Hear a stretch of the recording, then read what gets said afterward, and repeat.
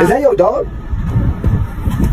This man saved this woman's dog by stealing it from her. The man was out walking when a deranged-looking woman came up and started an argument. The man became worried for the dog, and when he asked if the dog was hers, she suddenly throws it directly at him, making it whimper in pain as it hit the hard concrete floor. But that was when the man took action. When the dog came running to the man for safety, the woman wanted it back, but the man refused. She got angry, but eventually they got away, and the dog could finally feel safe once more in his new home. If you think this was fair, subscribe.